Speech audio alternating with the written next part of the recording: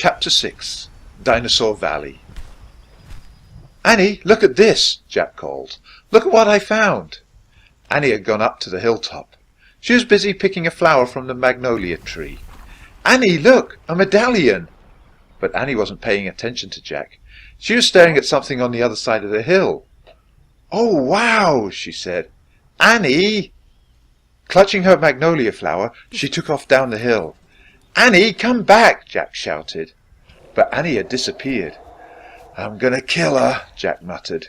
He stuffed the gold medallion into his jeans pocket. Then he heard Annie shriek. "Annie?" Jack heard another sound as well, a deep bellowing sound, like a tuba. "Jack, come here!" Annie called. "Annie!" Jack grabbed his backpack and raced up the hill.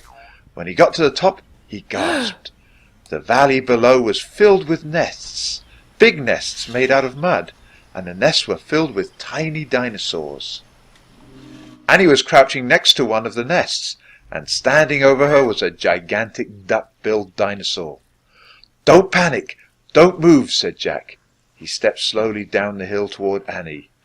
The huge dinosaur was towering above Annie, waving her arms, making her tuba sound. Jack stopped. He didn't want to get too close. He knelt on the ground.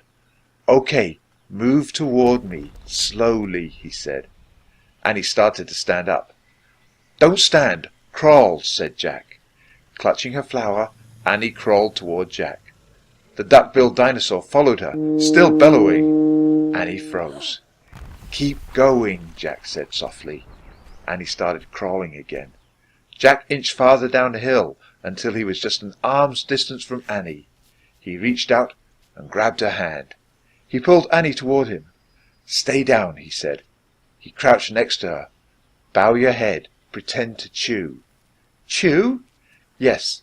I read that's what you do if a mean dog comes at you." "She's no dog, Jack," said Annie.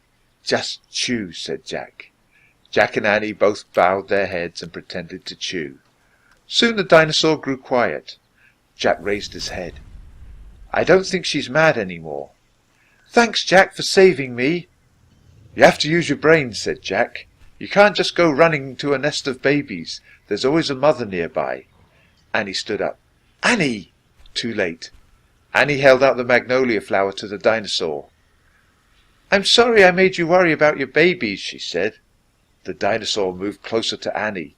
She grabbed the flower from her. She reached for another. "No more," said Annie.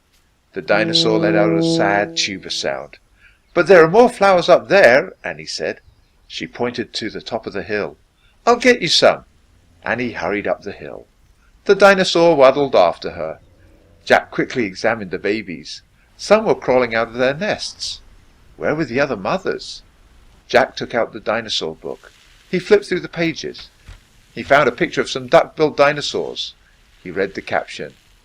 "The Anatosauruses lived in colonies. While a few mothers babysat the nests, others hunted for food." So there must be more mothers close by. "Hey, Jack!" Annie called. Jack looked up. Annie was at the top of the hill feeding magnolia flowers to the giant Anatosaurus. "She's nice too, Jack," Annie said. But suddenly the Anatosaurus made her terrible tuba sound. Annie crouched down and started to chew. The dinosaur barged down the hill. She seemed afraid of something. Jack put the book down on top of his pack. He hurried up to Annie. "I wonder why she ran away," said Annie. "We were starting to be friends." Jack looked around. What he saw in the distance almost made him throw up. An enormous, ugly monster was coming across the plain. He was walking on two big legs and swinging a long, thick tail and dangling two tiny arms. He had a huge head and his jaws were wide open. Even from far away, Jack could see his long, gleaming teeth. "Tyrannosaurus Rex," whispered Jack.